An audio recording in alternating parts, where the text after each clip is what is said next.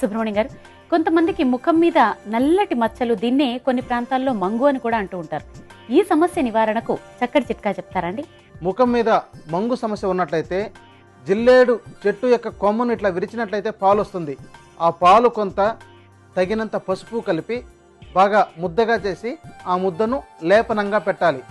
అయితే ఇది చాలా బాగా పనిచేస్తుంది. కొంతమందికి మాత్రం పడదు.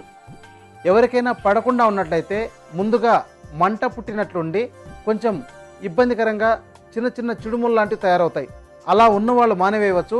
మిగతా వాళ్ళు ఎలాంటి సమస్య లేకుండా ఉన్నట్లయితే ఈ యొక్క చిట్కాను పాటించినట్లయితే చాలా బాగా తగ్గిపోతుంది. అంత మంచి ఔషధం ఇది. ఎవరికైనా సరే ఈ సమస్య ఉన్నట్లయితే ప్రయత్నించి చూడండి.